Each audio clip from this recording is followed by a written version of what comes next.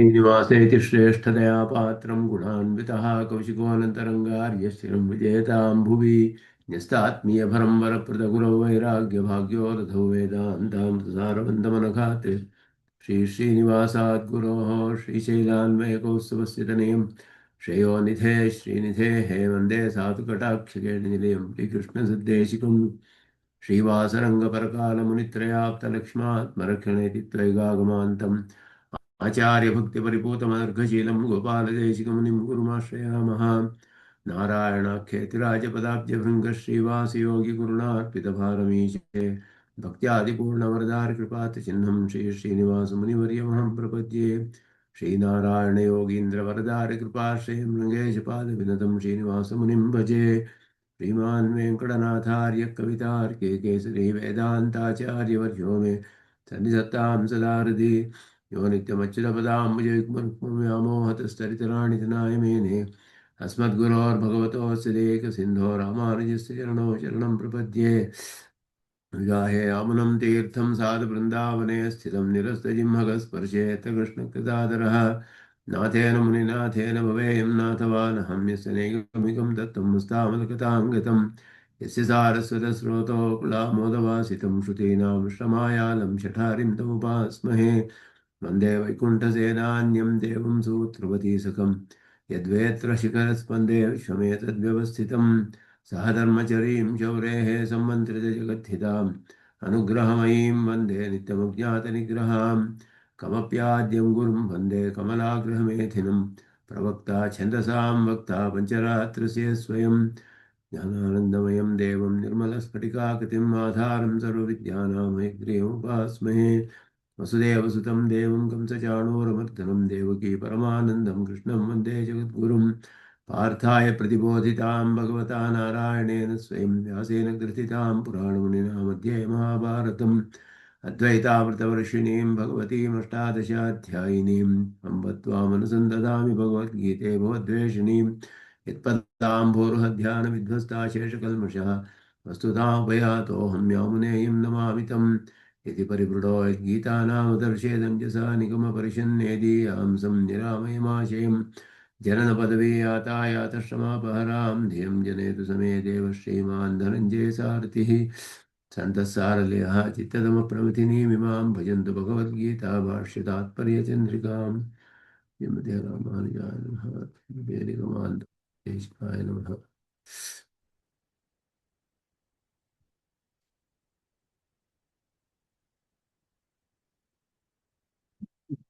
ಕ್ಲಾಸಲ್ಲಿ 8ನೇ ಅಧ್ಯಾಯದ 20-21ನೇ ಶ್ಲೋಕಗಳ ಭಾಷ್ಯದ ಭಾಗವನ್ನು ನೋಡಿದ್ವಿ. ಪರಸ್ತಸ್ಮಾತ್ ಭಾವೋನ್ಯೋ ಅವ್ಯಕ್ತೋ ಅವ್ಯಕ್ತಾತ್ ಸನಾತನಃ ಯಸ್ ಸರ್ವೇಷು ಭೂತೇಷು ನಶ್ಯತ್ಸು ನ ವಿನಶ್ಯತಿ ಅವ್ಯಕ್ತೋ ಅಕ್ಷರ ಇತ್ಯಾಹುಃ ತಮಾಃ ಪರಮಾಂ ಗತಿಂ ಯಂ ಪ್ರಾಪ್ತಿ ನ ನಿವರ್ತಂತೆ ತದ್ಧಾಮ ಪರಮಂ ಮಮ ಅಂತ ಹೇಳುವಾಗ ಅವ್ಯಕ್ತಃ ಅನ್ನೋದು ಅವ್ಯಕ್ತಃ ಅವ್ಯಕ್ತಾತ್ ಪರಹ ಅಂತ ಹೇಳಿದೆ. ತಸ್ಮಾತ್ ಅವ್ಯಕ್ತಾತ್ ಅವ್ಯಕ್ತಃ ಪರಹ ಎರಡು ಅವ್ಯಕ್ತ ಶಬ್ದಗಳು ಅಂತ ಹೇಳಿದೆ. ಮೊದಲು ಅವ್ಯಕ್ತ ಶಬ್ದವು ಅಚೇತನ ಪ್ರಕೃತಿ, ಅದಕ್ಕಿಂತ ಅಧಿಕವಾದ ಪುರುಷಾರ್ಥ ಯಾವುದು ಅಂತ ಹೇಳಿದ್ರೆ ಜೀವಾತ್ಮನ ವಿಷಯವೇ ಅಲ್ಲಿ ಹೇಳ್ತಿರೋದು.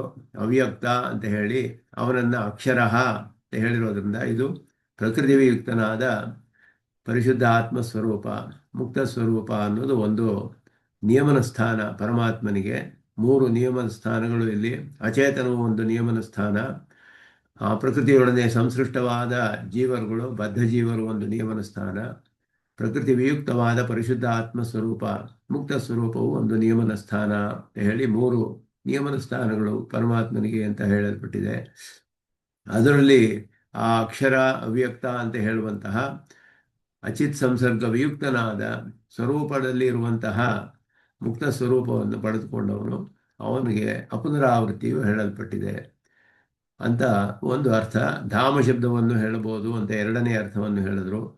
ಧಾಮ ಅನ್ನೋದು ಪ್ರಕಾಶ ಅನ್ನೋದು ಜ್ಞಾನವನ್ನು ತಿಳಿಸುತ್ತೆ, ಆದ್ದರಿಂದ ಜ್ಞಾನ ಅನ್ನೋದು ತಿಳಿಸಲ್ಪಟ್ಟಿದೆ. ಪರಿಚ್ಛಿನ್ನವಾದ ಜ್ಞಾನ ರೂಪಾತ್ ಅಂದರೆ ಪ್ರಕೃತಿ ಸಂಸೃಷ್ಟಾತ್ ಪರಿಚ್ಛಿನ್ನ ಜ್ಞಾನ ರೂಪಾತ್. ಇಲ್ಲಿ ಅವನಿಗೆ ಸಂಕುಚಿತವಾದ ಜ್ಞಾನವಿದೆ ಬದ್ಧರಿಗೆ, ಆದ್ದರಿಂದ ಆತ್ಮನಃ ಪ್ರಕೃತಿ ವಿಯುಕ್ತನಾದವನಿಗೆ ಅಪರಿಚ್ಛಿನ್ನ ಜ್ಞಾನ ರೂಪತೆಯ ಮುಕ್ತ ಸ್ವರೂಪಂ ಪರಂಧಾಮ ಹಾಗೆಯೂ ಅರ್ಥ ಮಾಡ್ಬೋದು. ತದ್ಧಾಮ ಪರಮಂ ಮಮ ಅಂತ ಹೇಳಿರೋದ್ರಿಂದ ಆ ರೀತಿಯೂ ಒಂದು ಅರ್ಥವನ್ನು ಮಾಡ್ಬೋದು ಅಂತ ಹೇಳಿ ಇಲ್ಲಿ ಅಕ್ಷರ ಶಬ್ದಕ್ಕೆ ಜೀವಾತ್ಮ ಪ್ರಕೃತಿ ವಿಯುಕ್ತವಾದ ಆತ್ಮಸ್ವರೂಪ ಅಂತ ಹೇಳೋದಕ್ಕೆ ಭಗವದ್ಗೀತೆಯಲ್ಲಿಯೇ ಬೇಕಾದಷ್ಟು ಪ್ರಮಾಣಗಳಿದೆ ಅನ್ನೋದನ್ನು ಭಾಷ್ಯಕಾರರು ಹೇಳಿದ್ರು. ಏತು ಅಕ್ಷರಮ ನಿರ್ದೇಶಂ ಅವ್ಯಕ್ತಂ ಪರಿಉಪಾಸತೆ ಅಂತ ಹೇಳುವಾಗ ಕೂಟಸ್ಥಃ ಅಕ್ಷರ ಉಚ್ಯತೆ ಅಕ್ಷರ ಸರ್ವಾಣಿ ಭೂತಾನಿ ಅಂತ ಹೇಳಿ ಉತ್ತಮ ಪುರುಷಸ್ತು ಅನ್ಯ ಅಂತ ಹೇಳಿದೆ. ಇದೆಲ್ಲವೂ ಕೂಡ ಮುಕ್ತ ಸ್ವರೂಪವನ್ನು ಹೇಳಿರೋದಕ್ಕೆ ಪ್ರಮಾಣಗಳು. ಅಕ್ಷರ ಶಬ್ದವು ಪರಿಶುದ್ಧ ಆತ್ಮಸ್ವರೂಪದಲ್ಲಿ ಪ್ರಯುಕ್ತವಾಗಿದೆ ಇಲ್ಲಿಯೇ ಅಂತ ಹೇಳಿ ಇಲ್ಲಿ ಸ್ಪಷ್ಟವಾಗಿ ಹೇಳಲ್ಪಟ್ಟಿದೆ ಅಂತ ಹೇಳಿ ಅದರ ಬಗ್ಗೆ ತಾತ್ಪರ್ಯ ಚಂದ್ರಿಕೆಯನ್ನು ಅನುಸಂಧಾನ ಮಾಡಬೇಕಾಗಿತ್ತು. ಅದನ್ನು ಇಂದು ನೋಡೋಣ. ಪರಹ ಇತ್ಯಾದಿ ಶ್ಲೋಕದ್ವಯಸ್ಯ ಅರ್ಥಮಾಹ, 2 ಶ್ಲೋಕಗಳ ಅರ್ಥ ಅದನ್ನು ಇಲ್ಲಿ ಆರಂಭದಲ್ಲಿ ಭಾಷ್ಯಕಾರ ಹೇಳಿದರು. ಅಥ ಕೈವಲ್ಯಂ ಪ್ರಾಪ್ತಾನಾಮಪಿ ಪುನರಾವೃತ್ತಿ ನ ವಿದ್ಯತೆ. ಇಲ್ಲಿ ಹೇಳಿರುವ ಕೈವಲ್ಯವು ಅದುವೇ ಪರಮಾತ್ಮನನ್ನು ಆತ್ಮನಾಗಿ ಉಳ್ಳ ಜೀವಾತ್ಮನ ಅನುಸಂಧಾನ. ಅದುವೇ ಇಲ್ಲಿ ಹೇಳಿರುವ ಬ್ರಹ್ಮಾತ್ಮಕ ಜೀವಾತ್ಮಾನುಸಂಧಾನ, ಬ್ರಹ್ಮಾತ್ಮಕ ಆತ್ಮಾನುಸಂಧಾನ. ಬ್ರಹ್ಮವಿದ್ಯೆಯಲ್ಲಿ ಆತ್ಮಶರೀರಕ ಪರಮಾತ್ಮನ ಅನುಸಂಧಾನ, ಅಲ್ಲಿ ನೇರವಾಗಿ ಪರಮಾತ್ಮನ ಅನುಸಂಧಾನವೇ. ಆತ್ಮನನ್ನು ಶರೀರವಾಗಿ ಉಳ್ಳ ಪರಮಾತ್ಮನ ಧ್ಯಾನವೇ ಭಕ್ತಿಯೋಗ ಅಲ್ಲಿ ಎಲ್ಲ ವಿದ್ಯೆಗಳಲ್ಲೂ ಹೇಳಿರೋದು. ಆದರೆ ಒಂದು ವಿದ್ಯೆ ಪಂಚಾಗ್ನಿ ವಿದ್ಯೆ ಅಂತ ಹೇಳುವಲ್ಲಿ ಅದರಲ್ಲಿ ಬ್ರಹ್ಮನನ್ನು ಆತ್ಮನಾಗಿ ಉಳ್ಳ ಜೀವಾತ್ಮನ ಅನುಸಂಧಾನವು ಹೇಳಲ್ಪಟ್ಟಿದೆ. ಅವನಿಗೆ ಅಚಿರಾದಿ ಮಾರ್ಗವು ಚಾಂದೋಗ್ಯ ಉಪನಿಷತ್ತಿನಲ್ಲಿ ಹೇಳಲ್ಪಟ್ಟಿದೆ. ಅದೇ ರೀತಿಯಲ್ಲಿಯೇ ಇಲ್ಲಿ ಅರ್ಥ ಮಾಡ್ತಾರೆ. ಆದ್ದರಿಂದ ಅದು ಬ್ರಹ್ಮಸೂತ್ರದಲ್ಲಿಯೂ ಕೂಡ ಅಪ್ರತೀಕಾಲಂಬನ ನೈತಿ ಬಾದರಾಯಣ ಉಭಯತಾಪಿದು ಉಭಯತಾ ಚ ದೋಷಾತ್ ತತ್ಕೃತುಶ್ಚ ಅಂತ ಬ್ರಹ್ಮಸೂತ್ರದಲ್ಲಿ ಬಾದರಾಯಣರು ಕೂಡ ಹೇಳ್ತಾರೆ. ಅದರಲ್ಲಿ ಒಬ್ಬರು ಹೇಳಿದ್ರು ಬರೀ ಬ್ರಹ್ಮನ ಉಪಾಸನೆ ಮಾಡುವವನಿಗೆ ಮಾತ್ರವೇ ಮೋಕ್ಷ ಅಂತ ಹೇಳಿ. ಕೆಲವರು ಹೇಳಿದ್ರು ಇಲ್ಲ, ಜೀವನನ್ನು ಉಪಾಸನೆ ಮಾಡಿದ್ರೆ ಅಂತ. ಜೀವನನ್ನು ಶರೀರವಾಗಿ ಉಳ್ಳಂತಹ ಬ್ರಹ್ಮನನ್ನು ಆತ್ಮನಾಗಿ ಉಳ್ಳ ಜೀವಾತ್ಮನ ಅನುಸಂಧಾನ, ಇಬ್ಬರಿಗೂ ಕೂಡ ಮೋಕ್ಷವಿದೆ ಅನ್ನೋದು ಅವರಿಬ್ಬರಿಗೂ ಅರ್ಚಿರಾದಿ ಮಾರ್ಗವು ಉಪನಿಷತ್ತಿನಲ್ಲಿ ಹೇಳಲ್ಪಟ್ಟಿದೆ ಅಂತ. ಪ್ರತೀಕಾಲಂಬನೆ ಮಾಡುವವರಿಗೆ ಮಾತ್ರವೇ ಇಲ್ಲ. ಪ್ರತೀಕೋಪಾಸನೆ ಅಂತ ಹೇಳಿದ್ರೆ ದೃಷ್ಟಿವಿಧಿ ಅಂತ ಹೇಳಿ ಒಂದರಲ್ಲಿ ಬೇರೊಂದರ ಬ್ರಹ್ಮ ದೃಷ್ಟಿಯನ್ನು ಮಾಡೋದೇ ಹೊರತು ಅದು ನೇರವಾಗಿ ಬ್ರಹ್ಮೋಪಾಸನೆ ಅಲ್ಲ. ಆ ರೀತಿ ಪ್ರತೀಕಾಲಂಬನೆ ಮಾಡದೇ ಇರುವಂಥವ್ರು, ಇದು ಪ್ರತೀಕೋಪಾಸನೆ ಅಲ್ಲ. ಇದು ಕೂಡ ಬ್ರಹ್ಮನ ಸಂಬಂಧದೊಡನೆಯೇ ಬ್ರಹ್ಮನನ್ನು ಆತ್ಮನಾಗಿ ಉಳ್ಳ ಜೀವಾತ್ಮನ ಉಪಾಸನೆ. ಆದ್ದರಿಂದ ಅವನಿಗೂ ಅರ್ಚಿರಾದಿ ಮಾರ್ಗವು ಉಪನಿಷತ್ತಿನಲ್ಲಿ ಹೇಳಿರುವಂತೆಯೇ ಇಲ್ಲಿಯೂ ಹೇಳಲ್ಪಟ್ಟಿದೆ ಅನ್ನೋದನ್ನು ಇಲ್ಲಿ ಭಾಷಿಕಾರರು ವ್ಯಾಖ್ಯಾನ ಮಾಡ್ತಾರೆ. ಅದೆಲ್ಲ ಗೀತೆಯಲ್ಲಿ ಹೇಳಿರುವ ಜಿಜ್ಞಾಸು ಅನ್ನುವನು ಕೈವಲ್ಯಾರ್ಥಿ ಅನ್ನುವನು ಕೂಡ ಅರ್ಚಿರಾದಿ ಮಾರ್ಗವೇ, ಅವನಿಗೂ ಪುನರಾವರ್ತಿ ರೂಪವಾದ ಫಲವು ಹೇಳಲ್ಪಟ್ಟಿದೆ. ಅದನ್ನು ಇಲ್ಲಿ ವಿವರಿಸ್ತಾರೆ ಈ ಶ್ಲೋಕಗಳು. ಮುಂದಿನ ಶ್ಲೋಕಗಳಲ್ಲಿ ಅಯಮಭಿಪ್ರಾಯ ಭಗವಂತಂ ಪ್ರಾಪ್ತಾನಾಂ ಪುನರಾವೃತ್ತಿ ಪ್ರಾಗೇವ ಉಕ್ತ, ಅದು ಸ್ಪಷ್ಟವಾಗಿದೆ. ಪರಮಾತ್ಮನನ್ನೇ ಪಡೆದುಕೊಂಡವರಿಗೆ ಪುನರಾವೃತ್ತಿ ಇಲ್ಲ ಅಂತ ಹೇಳೋದು. ಅವ್ಯಕ್ತಾತ್ ಪರತ್ವೇನ ನಿರ್ದಿಷ್ಟ ಅಕ್ಷರಶ್ಚ ಜೀವ ಏವ ಭವಿತುಮರ್ಹತಿ. ಅವ್ಯಕ್ತಕ್ಕಿಂತ ಪರನಾದವನು ಅಂತ ಹೇಳಿರುವಾಗ ಅವ್ಯಕ್ತಾತ್ ಅವ್ಯಕ್ತಃ ಪರಹ ಅಂತ ಹೇಳಿರುವವನು, ತಸ್ಮಾತ್ ಅವ್ಯಕ್ತಾತ್ ಪರಹ ಅಪರೇಯಂ ಇತಸ್ತ್ವನ್ಯಾಂ ಇತ್ಯಾದಿ ಪ್ರತಿವಿಜ್ಞಾನಾತ್. ಅದು ಕೂಡ ಅಲ್ಲಿಯೂ ಹೇಳಲ್ಪಟ್ಟಿದೆ. ಅಪರೇಯಂ ಇತಸ್ತ್ವನ್ಯಾಂ ಜೀವಭೂತ ಮಹಾಬಾಹೋ ಅಂತ ಹೇಳಿ, ಅದು ನನ್ನದೇ ಪ್ರಕೃತಿ ಅಂತ ಹೇಳಿ, ಪರಾಪ್ರಕೃತಿ ಅಂತ ಹೇಳುವಾಗ ಎಲ್ಲ ಭೂತಗಳು ಕೂಡ ಇಲ್ಲಿ ಹೇಳಿ ಪ್ರಕೃತಿ ಪರಾಪ್ರಕೃತಿ ಅನ್ನೋದು ಅಚೇತನವನ್ನು ಹೇಳಿ, ಅದಕ್ಕಿಂತ ಅದೆಲ್ಲವೂ ಕೂಡ ಅಪರೇಯಂ ಇತಸ್ತ್ವನ್ಯಾಂ ಪರಾಂ ಪ್ರಕೃತಿಂ ವಿದ್ಧಿ ಮೇ ಪರಾಂ ಪ್ರಕೃತಿಂ ವಿದ್ಧಿ ಜೀವಭೂತ ಮಹಾಬಾಹೋ ಅಂತ ಹೇಳಿ ಅದಕ್ಕಿಂತ ಬೇರೆಯಾದದ್ದು ಅನ್ನೋದು ಹೇಳಲ್ಪಟ್ಟಿದೆ. ವಕ್ತವ್ಯಾಚ ಕೈವಲ್ಯಾರ್ಥಿನಾಂ ಅವರೋಹ ಅಭಾವಾತ್ ಅಪುನರಾವೃತ್ತಿ. ಆದ್ದರಿಂದ ಕೈವಲ್ಯಾರ್ಥಿಗಳಿಗೂ ಮತ್ತೆ ಹಿಂತಿರುಗುವುದು ಇಲ್ಲ, ಆದ್ದರಿಂದ ಅವರೋಹವಿಲ್ಲ ಅವರಿಗೆ, ಬರೀ ಆರೋಹ ಅಷ್ಟೇ, ಅವರೋಹವಿಲ್ಲ. ಆದ್ದರಿಂದ ಪುನರಾವೃತ್ತಿ ಲಕ್ಷಣವು ಹೇಳಲ್ಪಡಬೇಕು. ಅದನ್ನು ಕುರಿತದ್ದೇ 2 ಶ್ಲೋಕಗಳು ಅನ್ನೋದನ್ನು ಪ್ರವೇಶದಲ್ಲಿ ಭಾಷಿಕಾರರು ಕೈವಲ್ಯಾರ್ಥಿನಾಂ ಅಪಿ ಕೈವಲ್ಯಂ ಪ್ರಾಪ್ತಾನಾಮಪಿ ಪುನರಾವೃತ್ತಿ ನ ವಿದ್ಯತೆ ಅನ್ನೋದನ್ನು ಪ್ರವೇಶದಲ್ಲಿ ಹೇಳ್ತಾರೆ 2 ಶ್ಲೋಕಗಳಿಗೆ. ಅವ್ಯಕ್ತಸ್ಯೈವ ಪೂರ್ವ ಪ್ರಕೃತತ್ವಾತ್ ಅತ್ರಾಪಿ ಅವ್ಯಕ್ತಾತ್ ಇತ್ಯೇವ ಪರಿಚ್ಛೇದ. ಹಿಂದೆ ಅವ್ಯಕ್ತವು ಹೇಳಿದ್ರಿಂದ ಅವ್ಯಕ್ತಾತ್ ಅಂತಲೇ ಪರಿಚ್ಛೇದವೇ ಹೊರತು ವ್ಯಕ್ತ ಅಂತ ಅರ್ಥವಲ್ಲ. ಅಲ್ಲಿ ಒಂದು ಅವಗ್ರಹ ಅನ್ನೋದು ತೆಗೆದುಬಿಟ್ರೆ ಅಲ್ಲಿ ವ್ಯಕ್ತ ಅಂತ ಆಗಿಬಿಡುತ್ತೆ. ಭಾವೋ ವ್ಯಕ್ತೋ ಅಂತ ಹೇಳಿಬಿಟ್ರೆ, ಅಥವಾ ಭಾವ ಅನ್ಯ ಅವ್ಯಕ್ತ ವ್ಯಕ್ತಾತ್ ಹೀಗೆಲ್ಲ ಅರ್ಥ ಮಾಡೋಕ್ಕೆ ಅಲ್ಲಿ ಸಂಭವವಿಲ್ಲ. 2 ಕಡೆಯೂ ಅವ್ಯಕ್ತ ಅನ್ನುವುದೇ ಸರಿಯಾದ ಪಾಠ ಅನ್ನೋದನ್ನು ತಿಳಿಸ್ತಾರೆ. ತಸ್ಯ ಚ ಅಪೇಕ್ಷೆಯ ಪರಶಬ್ದಾತ್ ಅನ್ಯಶಬ್ದಾಭ್ಯಾಂ ಅಪಿ ಅನ್ವಯ. ಆದ್ದರಿಂದ ಅದಕ್ಕೆ ಪರ ಮತ್ತು ಅನ್ಯ ಶಬ್ದಗಳಿಂದ ಅನ್ವಯವು ಏರ್ಪಡುತ್ತೆ.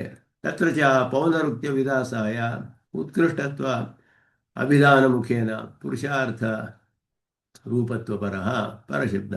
ಆದ್ದರಿಂದ ಇಲ್ಲಿ ಅನ್ಯ ಅಂತ ಹೇಳಿರೋದ್ರಿಂದ 2 ಸತಿ ಅವ್ಯಕ್ತ ಅವ್ಯಕ್ತ ಅಂತ ಬಂದು ಹೇಳಿ ಒಬ್ಬ ಅವ್ಯಕ್ತನು ಒಂದು ಅವ್ಯಕ್ತ ಇನ್ನೊಂದು ಅವ್ಯಕ್ಕಿಂತ ಅನ್ಯವಾದದ್ದು.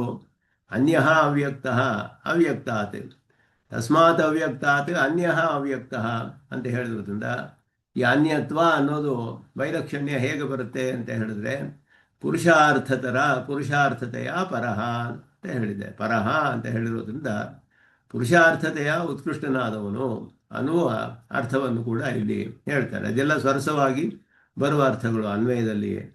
ತಥಏವ ಚ ಸ್ವರೂಪ ವೇದಸ್ಯ ಸಿದ್ಧತ್ವಾತ್ ಅನ್ಯ ಶಬ್ದ ಪ್ರಕಾರಾನ್ಯತ್ವ ಪರಹ. ಅದರಿಂದ ಸ್ವರೂಪ ವೇದವು ಅದರಲ್ಲಿಯೇ ಸಿದ್ಧವಾಗುತ್ತೆ ಅನ್ಯ ಅಂತ ಹೇಳೋದ್ರಿಂದಲೇ.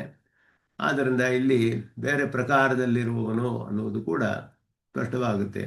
ಬೇರೆ ಪ್ರಕಾರಾನ್ಯತ್ವ ಪರಹ, ಬೇರೆ ಪ್ರಕಾರದಲ್ಲಿ ಪರನಾಗಿರುವವನು ಅಂದರೆ ಪುರುಷಾರ್ಥತ್ವ ರೂಪದಲ್ಲಿ ಅಧಿಕವಾದ ಪುರುಷಾರ್ಥ ಜೀವಾತ್ಮನ ಪ್ರಾಪ್ತಿ, ಅಚೇತನದ ಪ್ರಾಪ್ತಿ ಎಲ್ಲ ಅಪುರುಷಾರ್ಥವೇ ಅವನಿಗೆ ಇಲ್ಲಿಯೇ ಪ್ರಕೃತಿ ಮಂಡಲದಲ್ಲಿಯೇ ಇರಬೇಕಾದದ್ದು.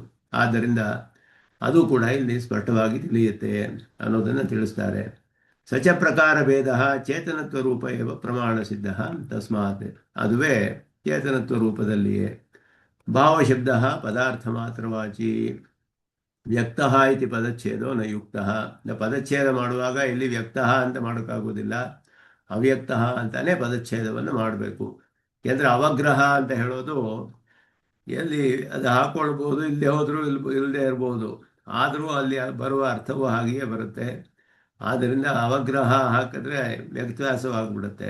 ಮೂಲ ಪಾಠದಲ್ಲಿ ಹೇಗಿರುತ್ತೆ ಅನ್ನೋದು ಆ ಪಾಠವನ್ನು ನೋಡಿಕೊಂಡು ಅದು ಹೇಗೆ ಮುದ್ರಣ ಆಗಿದೆಯೋ ಅದನ್ನು ನೋಡಿ ತಿಳಿಯುತ್ತೆ ನಮಗೆ. ಆದರೆ ವ್ಯಾಖ್ಯಾನ ಮಾಡುವಾಗ ಅನ್ವಯಕ್ಕೆ ಸರಿಯಾಗಿ ಪ್ರಕರಣಕ್ಕೆ ಅನುಗುಣವಾಗಿ ಅರ್ಥಗಳಿಗೆ ಸರಿಯಾದ ಅರ್ಥವನ್ನು ಶಬ್ದಗಳಿಗೆ ಹೇಳಬೇಕಾದ್ರೆ ಪದಚ್ಛೇದ ಅನ್ನೋದು ಬಹಳ ಪ್ರಧಾನವಾದದ್ದು. ಬ್ರಹ್ಮಸೂತ್ರಗಳಲ್ಲಿಯೂ ಹಾಗೆಯೇ ಪದಚ್ಛೇದ ಅನ್ನೋದೇ ಬಹಳ ಪ್ರಧಾನವಾಗುತ್ತೆ. ಹಾಗೆಯೇ ಭಗವದ್ಗೀತೆಯಲ್ಲಿಯೂ ಆ ರೀತಿಯಲ್ಲಿಯೇ. ಅದರಿಂದ ಅವ್ಯಕ್ತ ಅಕ್ಷರ ಇತ್ಯತ್ರೈವ ಅಭಿಧಾನಾತ್.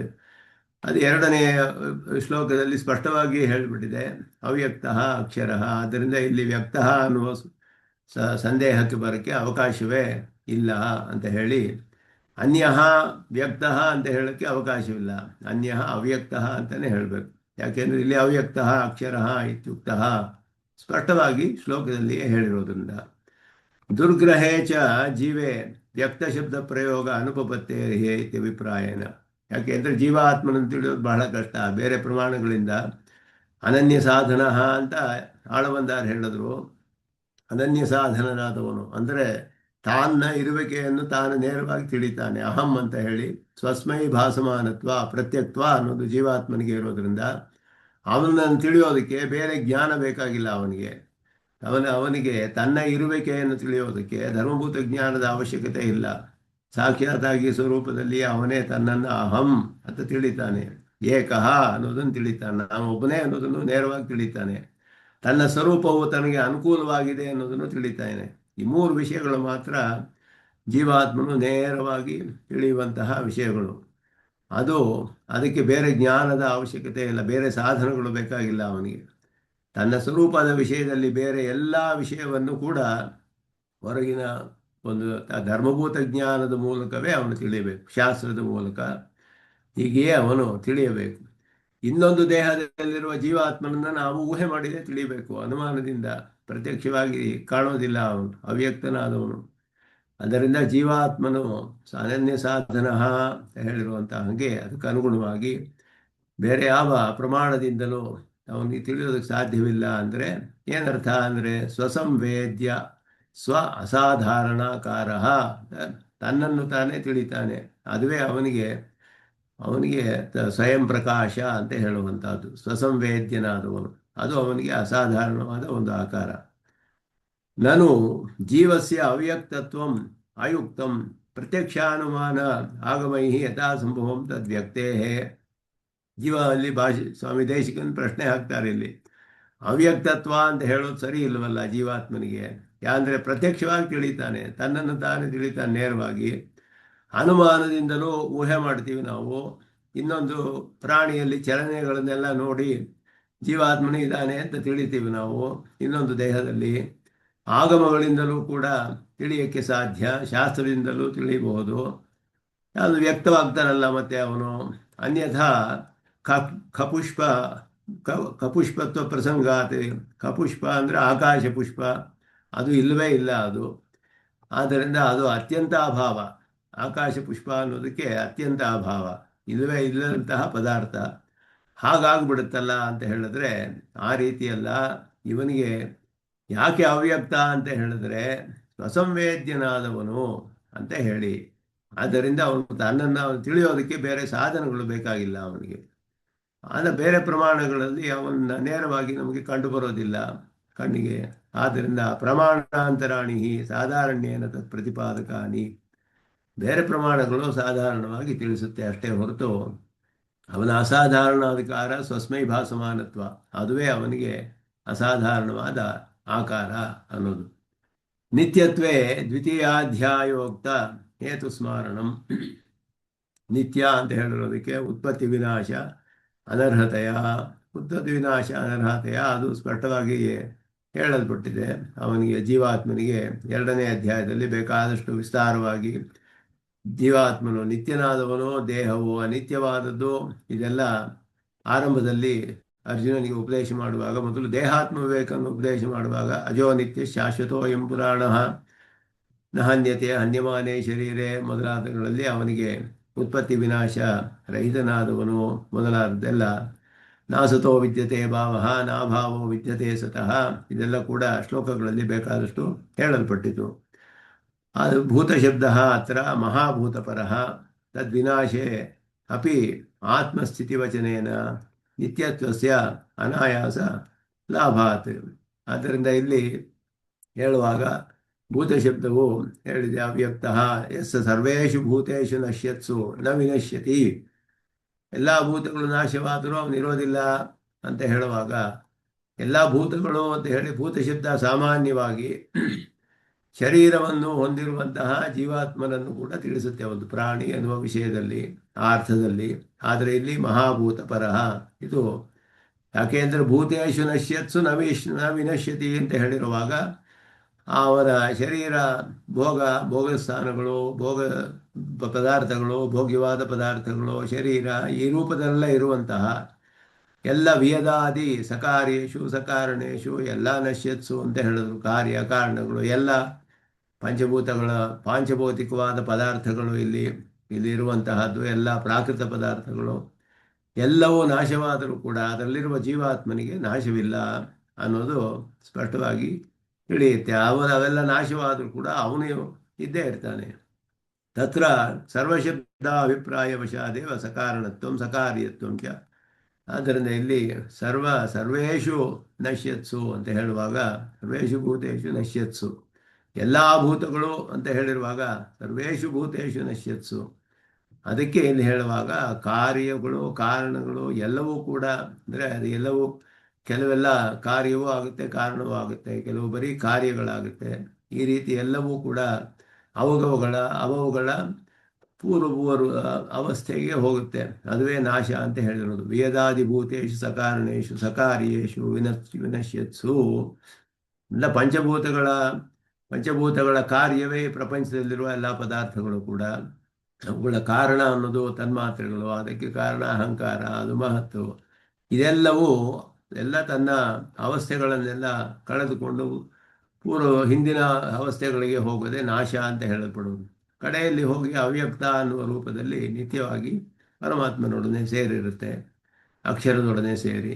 ಆದ್ದರಿಂದ ಇಲ್ಲಿ ಸರ್ವೇಷು ಭೂತೇಷು ನಶ್ಯತ್ಸು ಅಂತ ಹೇಳುವಾಗ ಸರ್ವೇಷು ಅನ್ನೋದರಿಂದ ಕಾರ್ಯ ಕಾರಣ ರೂಪದಲ್ಲಿರುವ ಎಲ್ಲ ಪದಾರ್ಥಗಳು ಕೂಡ ಪ್ರಕೃತಿಯ ಒಂದು ಅವಸ್ಥಾ ವಿಶೇಷಗಳು, ಅದೆಲ್ಲವೂ ಕೂಡ ಹೇಳಲ್ಪಟ್ಟಿದೆ.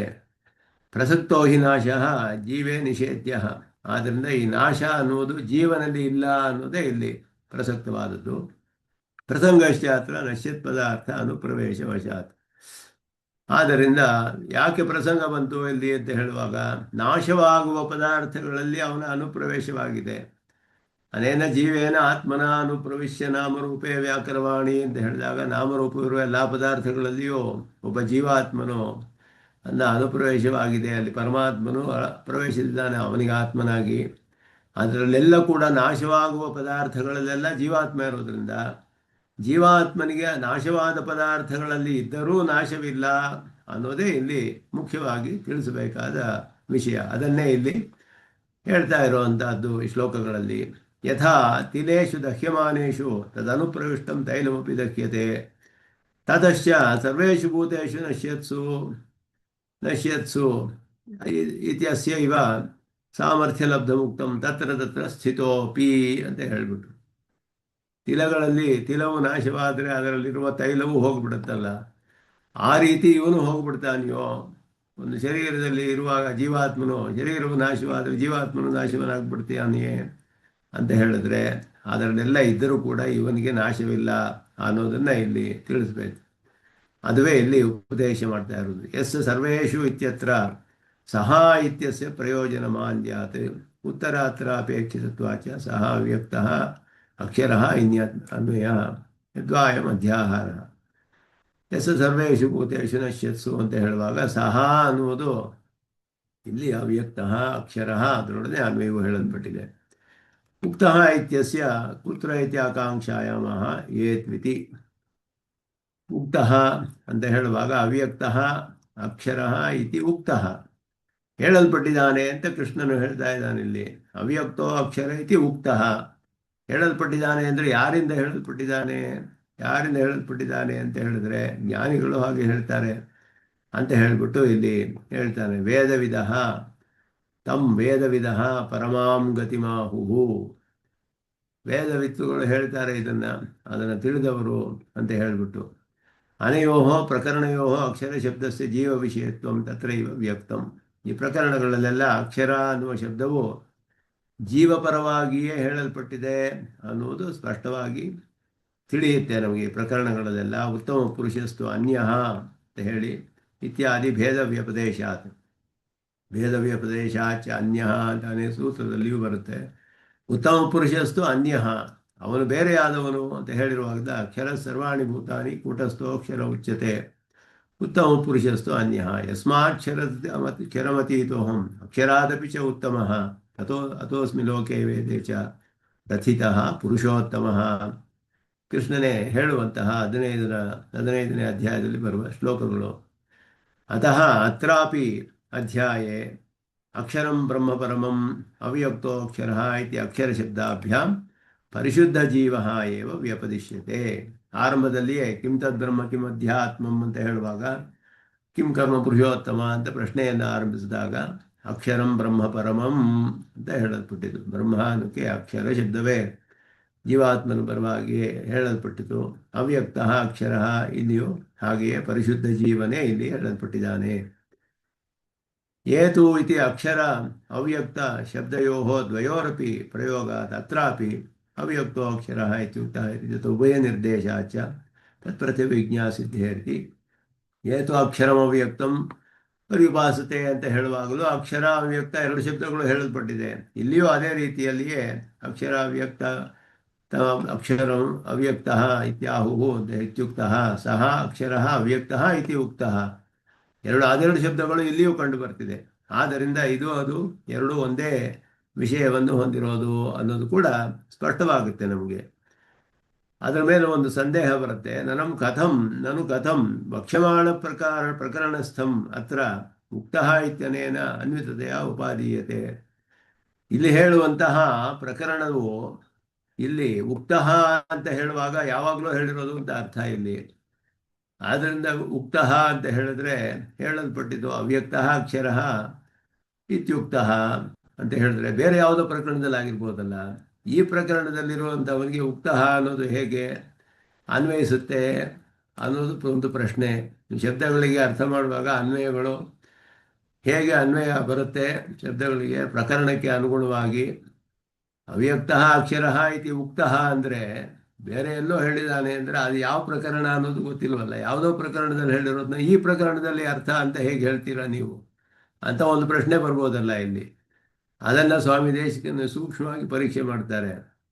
ಕಥಂ ವಕ್ಷ್ಯಮಾಣ ಪ್ರಕರಣಸ್ಥಂ ಅತ್ರ ಉಕ್ತಃ ಇತ್ಯನೇನ ಅನ್ವಿತತೆಯ ಉಪಾದೀಯತೆ. ಇಲ್ಲಿ ಹೇಗೆ ಅನ್ವಯವಾಗುತ್ತೆ ಅದಕ್ಕೆ ಅದನ್ನ ಉತ್ತರ ಕೊಡ್ತಾರೆ ಅವರೇ.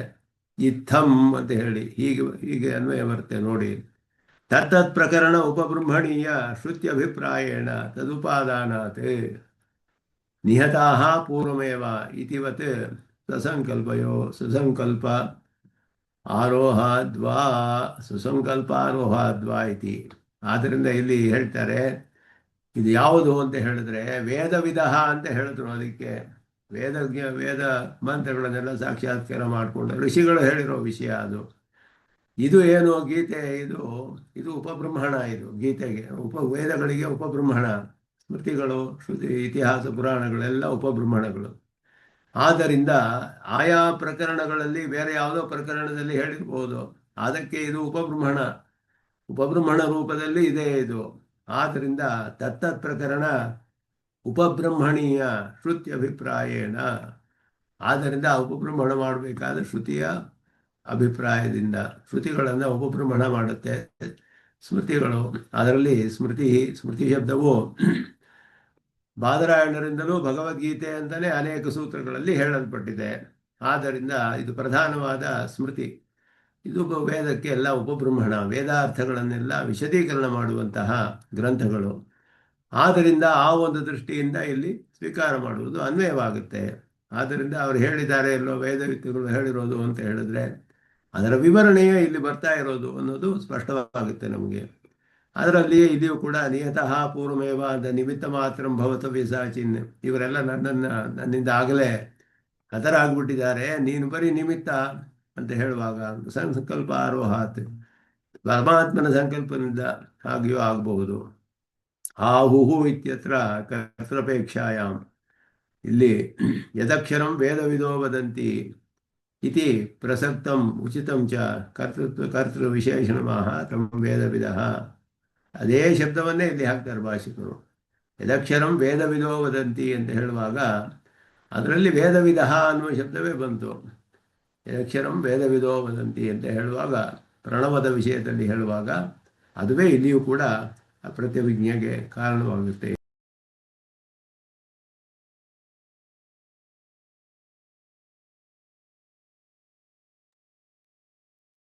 ತಮ್ಮ ವೇದವಿಧ ಅಂತ ಅದ್ವೇ ಶಬ್ದವನ್ನೇ ಇಲ್ಲಿ ಉಪಯೋಗಿಸ್ತಾರೆ.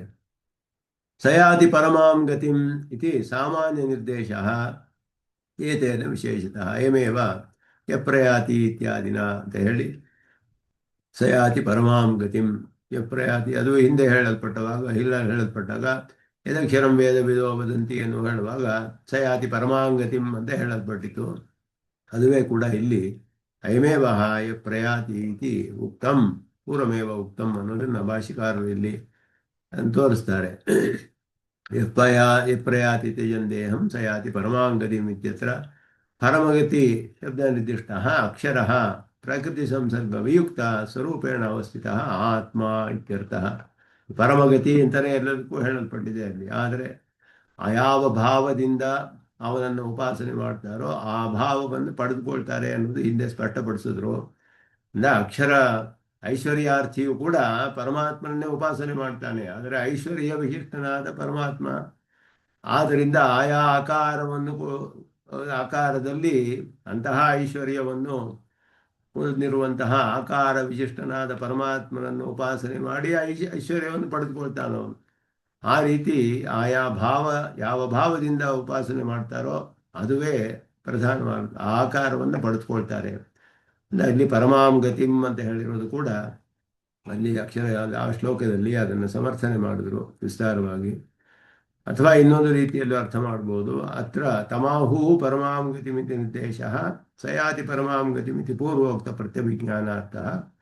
ಹಿಂದೆ ಹೇಳಿದ ಒಂದು ಪ್ರತ್ಯಭಿಜ್ಞೆಗೆ ಇಲ್ಲಿಯೂ ಅದೇ ಹೇಳಲ್ಪಟ್ಟಿದೆ ಅಂತಲೂ ಅರ್ಥ ಮಾಡ್ಬೋದು. ತತ್ರ ಅಕ್ಷರ ಪರಮಗತಿ ಶಬ್ದಯೋ ಪ್ರಯೋಗಯೋಗ್ಯತಾಂ ದರ್ಶಯತಿ ಪ್ರಕೃತಿ ಇತಿ. ಅಕ್ಷರ ಮತ್ತು ಪರಮಗತಿ ಇದೆರಡಕ್ಕೂ ಕೂಡ ಇಲ್ಲಿ ಹೇಳುವಾಗ ಅದಕ್ಕೆ ಹೇಗೆ ಪ್ರಯೋಗಕ್ಕೆ ಅನುಗುಣವಾಗಿ ಅರ್ಥ ಮಾಡಬೇಕು ಅಂತ ಹೇಳುವಾಗ, ಪರಮಾಂ ಗತಿಂ ಅಕ್ಷರ ಅಕ್ಷರ ಅಂತ ಹೇಳಿರೋದಕ್ಕೆ ಪರಮಗತಿ ಅಂತ ಹೇಳಿದಾರಲ್ಲ, ಹೇಗೆ ಅಂತ ಹೇಳಿದ್ರೆ ಪರಮಗತಿ ಅನ್ನೋದು ಅದನ್ನೇ ಇಲ್ಲಿ ವಿವರಣೆ ಮಾಡ್ತಾರೆ ಭಾಷಿಕಾರರು. ಯಮೇವಂ ಭೂತಂ ಸ್ವರೂಪೇಣ ಅವಸ್ಥಿತಂ ಪ್ರಾಪ್ಯ ನಿವರ್ತಿತೆ ತಂ ಪರಮಂ ಧಾಮ ಪರಂ ನಿಯಮನ ಸ್ಥಾನಂ ಅಂತ ಹೇಳಿದ್ರು.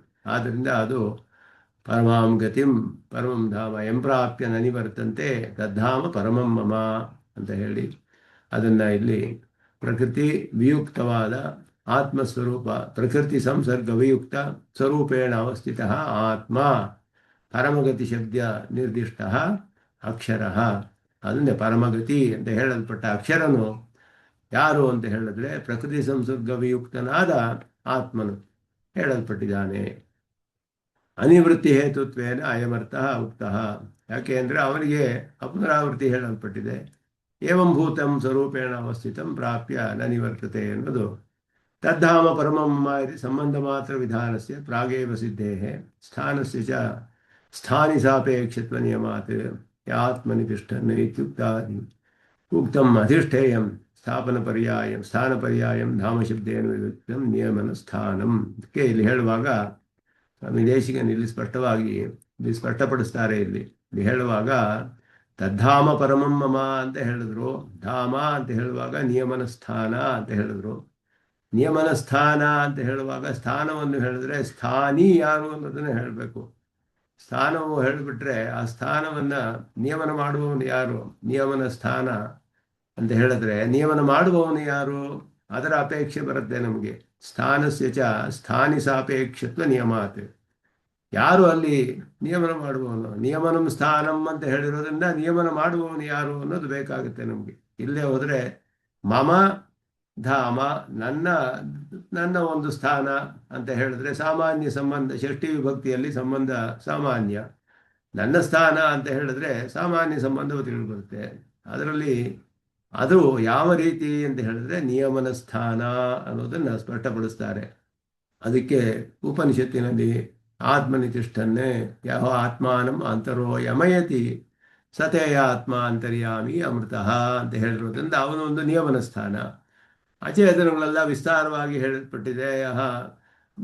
ಎಲ್ಲದರಲ್ಲೂ ಒಂದೊಂದರಲ್ಲೂ ಕೂಡ ಆಕಾಶ ತಿಷ್ಠನ್ನೇ ಮೊದಲಾದದ್ದು, ಅಗ್ನೋ ತಿಷ್ಠನ್ನೇ ಮೊದಲಾದದ್ದೆಲ್ಲ ಒಂದೊಂದರಲ್ಲಿಯೂ ಕೂಡ ಅಚೇತನ ಪದಾರ್ಥಗಳೆಲ್ಲ ಪಂಚಭೂತಗಳಲ್ಲಿ ಇದರಲ್ಲಿ ಎಲ್ಲದರಲ್ಲಿ ಸರ್ವೇಷು ಭೂತೇಷು ತಿಷ್ಠನ್ನೇ ಸರ್ವೇಸ್ಮಾತ್ ಭೂತ ಅನ್ಯಃ ಅಂತ ಹೇಳಿ ಸರ್ವಾಣಿ ಭೂತಾನಿ ಯಸ್ಯ ಶರೀರಂ ಯಂ ಸರ್ವಾಣಿ ಭೂತಾನಿ ನ ವಿದುಃ ಯಹ ಸರ್ವಾಣಿ ಭೂತಾನಿ ಅಂತರೋ ಯಮಯತಿ ಸತೇ ಆತ್ಮ ಅಂತರ್ಯಾಮಿ ಅಮೃತಃ ಅನ್ನೋದು ಎಲ್ಲ ಭೂತಗಳು ಹೇಳಲ್ಪಟ್ಟಿತು. ಅಚೇತನಗಳೆಲ್ಲ, ಚೇತನ ಪದಾರ್ಥವು ಬೇರೆಯಾಗಿ ಆತ್ಮನಿತಿಷ್ಠನ್ನೇ ಆತ್ಮನೋ ಅಂತರಃ ಅಂತ ಹೇಳಿ ಸ್ಪಷ್ಟವಾಗಿ ಹೇಳಲ್ಪಟ್ಟಿತು. ಸತೇ ಅಂತರ್ಯಾಮಿ ಅಮೃತಃ ಅಂತ ಹೇಳುವುದರಿಂದ ನಿಯಮನ ಮಾಡಿದವನು ಪರಮಾತ್ಮನೇ. ಆದ್ದರಿಂದ ಒಂದು ನಿಯಮನ ಸ್ಥಾನ ಅನ್ನೋದು ಅತ್ರ ಕಿಂ ಅಪರಂ ನಿಯಮನ ಸ್ಥಾನಂ ಯದ್ವ್ಯವಚ್ಛೇದಾಯ ಪರಮಶಬ್ದ ಅಂತ ಹೇಳಿದ್ರೆ ಪರಮಂ ಧಾಮ ಅಂತ ಹೇಳಿದ್ಯಲ್ಲ, ಪರಮಂ ಧಾಮ ಅಂತ ಹೇಳಿದ್ರೆ ಇದಕ್ಕಿಂತ ಒಂದು ನಿಕೃಷ್ಟವಾದ ಧಾಮ ಇರಬೇಕು ಅಂತ ತಿಳಿಯುತ್ತೆ. ಇದು ಉತ್ಕೃಷ್ಟವಾದ ಧಾಮ ನಿಯಮನ ಸ್ಥಾನ ಅಂತ ಹೇಳಿದ್ರೆ ಇನ್ನೊಂದು ನಿಯಮನ ಸ್ಥಾನ ಇರಬೇಕು, ಅದಕ್ಕೆ ಹೋಲಿಸಿದ್ರೆ ಇದು ಉತ್ಕೃಷ್ಟವಾದದ್ದು ಅನ್ನೋದು ತಿಳಿದು ಬರುತ್ತೆ ಪರಮಂ ಧಾಮ ಅನ್ನೋದ್ರಿಂದ. ಅನಿಕೃಷ್ಟವಾದ ಒಂದು ಸ್ಥಾನ ಯಾವುದು ಅಂದರೆ ಅಚೇತನ, ಅದು ಒಂದು ನಿಯಮನ ಸ್ಥಾನ. ಪರಮಧಾಮ ಧಾಮತ್ವ ವ್ಯಪದೇಶಾತ್ ಪರಿಶುದ್ಧಾತ್ಮ ವಿಷಯತ್ವ ಸಿದ್ಧಂ. ಪರಮ ಅನ್ನೋದು ಕೂಡ ಪರಿಶುದ್ಧಾತ್ಮ ವಿಷಯ ಅನ್ನೋದು ತಿಳಿಯುತ್ತೆ. ತತಶ್ಚ ಅಶುದ್ಧ ಜೀವ ಅಪಿ ಅಪರಃ, ಅವನು ಅಪರನೇ ಆಗ್ತಾನೆ.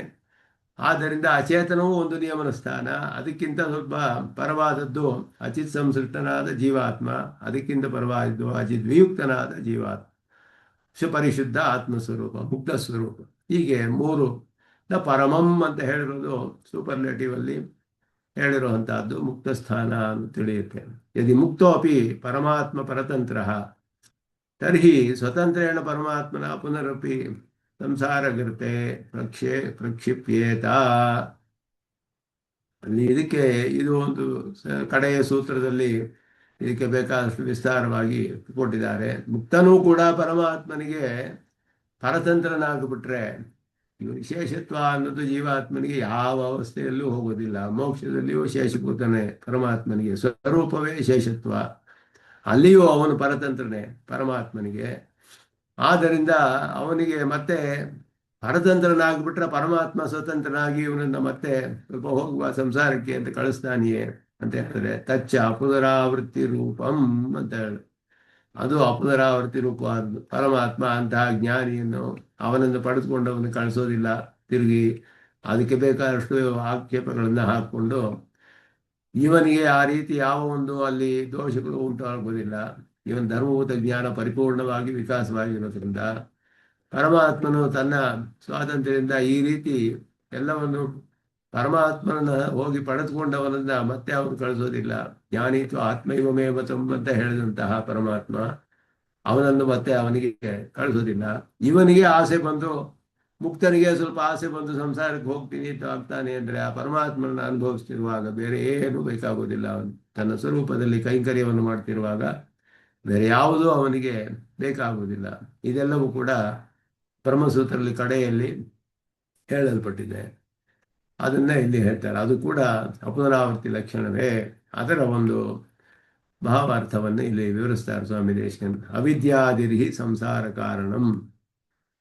ಅದು ಬಹಳ ಸೂಕ್ಷ್ಮವಾಗಿ ಪರೀಕ್ಷೆ ಮಾಡಿ ಹೇಳ್ತಾರೆ ಸ್ವಾಮಿ ದೇಶಿಕನ್. ಶಬ್ದಗಳ ಉಪಯೋಗದಲ್ಲಿಯೂ ಹಾಗೆಯೇ ಸಂಸಾರಕ್ಕೆ ಏನು ಕಾರಣ ಅಂದರೆ ಅವಿದ್ಯೆ ಆಗಿರೋದು, ಪಾರತಂತ್ರವಾಗಿರೋದಲ್ಲ. ನತು ಪಾರತಂತ್ರ್ಯಂ. ಇದೆಲ್ಲ ಎಷ್ಟು ಸೂಕ್ಷ್ಮವಾದ ವಿಷಯಗಳು ಅಂತ ಹೇಳಿದ್ರೆ ಸ್ವಾಮಿ ದೇಶಿಕನ್ ಹೇಳ್ತಾರೆ. ಬ್ರಹ್ಮಸೂತ್ರಲ್ಲೂ ಹಾಗೆಯೇ ದೇಹದಲ್ಲಿ ಜೀವಾತ್ಮನೊಡನೆ ಪರಮಾತ್ಮನ ವಿಧಾನಲ್ಲ, ಅವನಿಗೂ ಅನುಭವ ಬರುತ್ತೆ, ಸುಖ ದುಃಖ ಅನುಭವ. ಯಾಕೆಂದ್ರೆ ದೇಹದಿಂದ ತಾನೇ ಸುಖ ದುಃಖ ಅನುಭವ ಬರೋದು.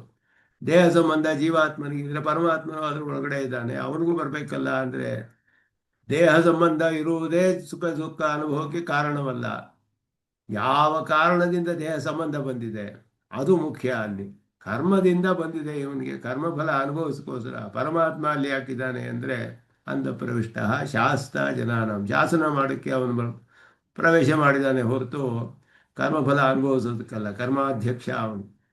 ಆದ್ದರಿಂದ ದೇಹ ಸಂಬಂಧ ಇರುವುದೇ ಸುಖ ದುಃಖಕ್ಕೆ ಕಾರಣವಲ್ಲ.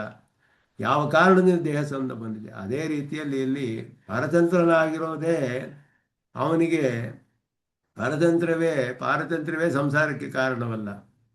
ಪಾರತಂತ್ರ್ಯವೇ ಸ್ವರೂಪ ಇವನಿಗೆ. ಪಾರತಂತ್ರ್ಯವೇ ಸಂಸಾರಕ್ಕೆ ಕಾರಣವಲ್ಲ. ಪರತಂತ್ರನಾದವನು ಸ್ವತಂತ್ರ ಅಂತ ತಿಳ್ಕೊಳ್ತಾನಲ್ಲ, ಅದು ಸಂಸಾರಕ್ಕೆ ಕಾರಣ ಆಗುತ್ತೆ ಅವನಿಗೆ.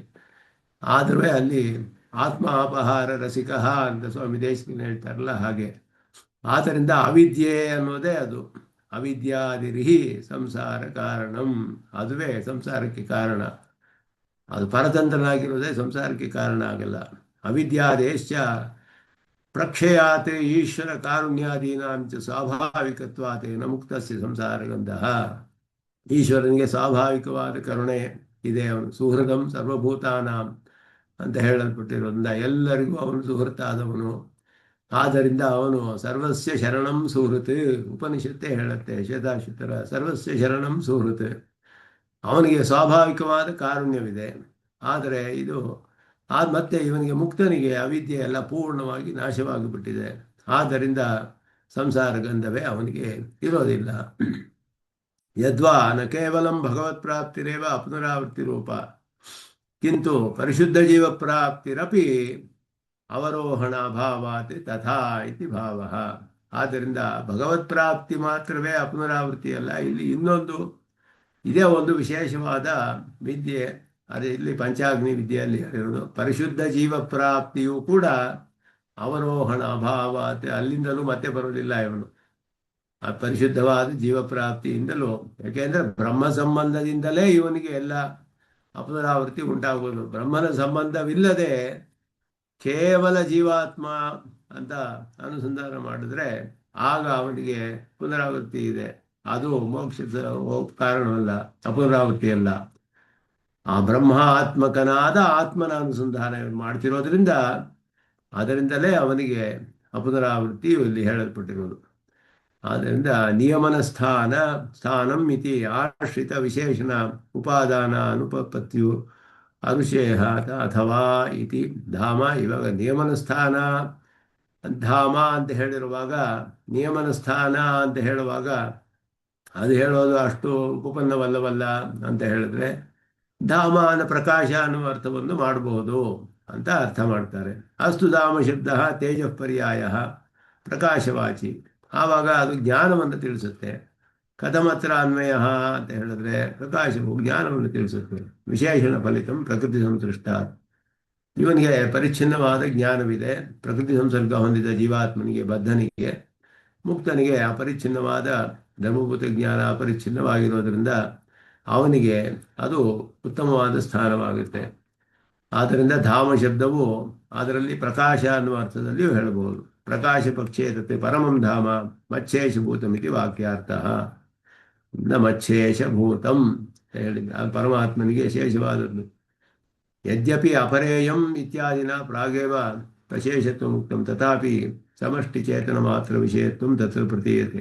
ನಿಹತು ಮುಕ್ತಸ್ಯಾಪಿ ಸ್ವಶೇಷತ್ವ ಉಚ್ಯತೆ ಇತಿ ಅಪೌನರುಕ್ತ್ಯಂ.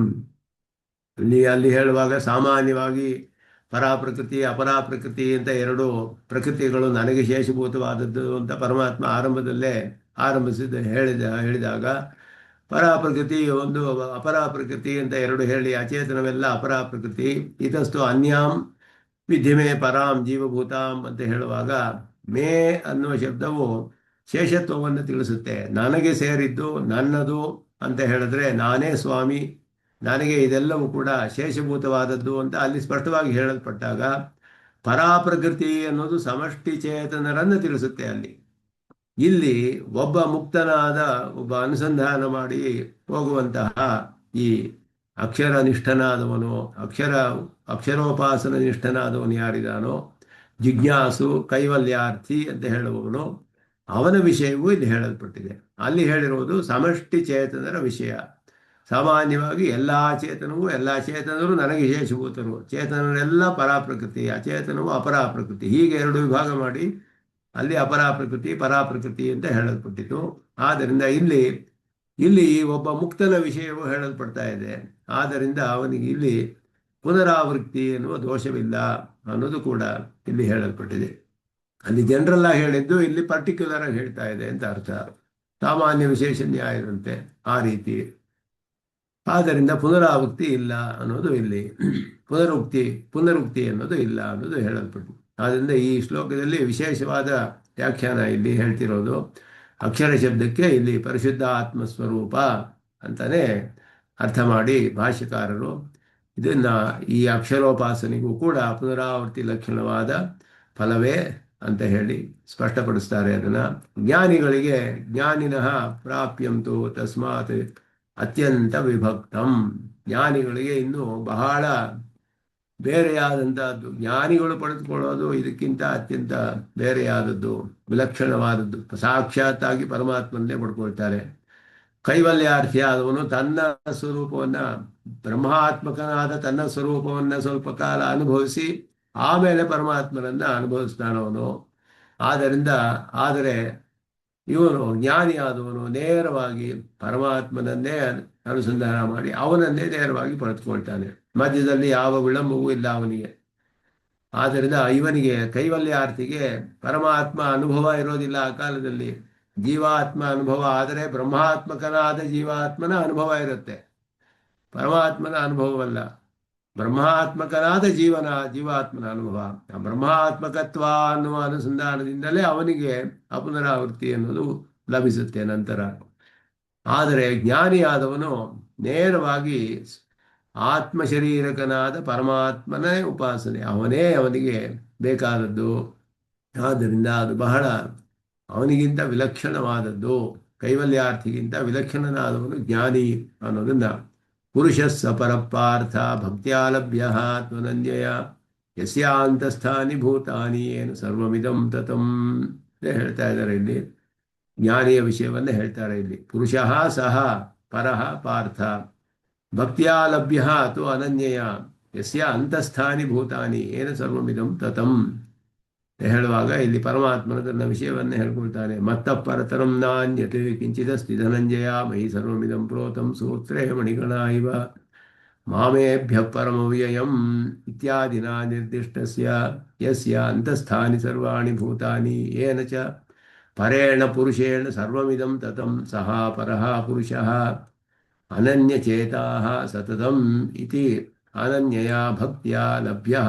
ಇಲ್ಲಿ ಮುಂದೆ ಒಂದು ದೊಡ್ಡ ವ್ಯಾಖ್ಯಾನವಿದೆ, ಅದರಲ್ಲಿ ಇದೆಲ್ಲ ಹೇಳ್ತಾರೆ. ಇಲ್ಲಿ ಹೇಳುವಾಗ ಗತಿಯನ್ನು ಸ್ಪಷ್ಟವಾಗಿ ಇಲ್ಲಿ ತಿಳಿಸ್ತಾರೆ ಎರಡು ವಿಷಯವನ್ನು. ಇಲ್ಲಿ ಜ್ಞಾನಿಗೆ ಜ್ಞಾನಿನಃ ಪ್ರಾಪ್ಯಂತು ತಸ್ಮಾತ್ ಅತ್ಯಂತ ವಿಭಕ್ತಂ ಅಂತ ಹೇಳುವಾಗ ಪರಮಾತ್ಮನ ಮೊದಲು ತನ್ನ ಸ್ವರೂಪವನ್ನು ತಿಳಿಸ್ಕೊಳ್ತಾನೆ. ಇಲ್ಲಿ ಪುರುಷಃ ಸಪರಪಾರ್ಥ ಭಕ್ತ್ಯಾಲಭ್ಯ ಅಥವಾ ಅನನ್ಯಯ ಹೇಳುವಾಗ ನನಗಿಂತ ಪರತರವಾದದ್ದು ಯಾವುದೂ ಇಲ್ಲ.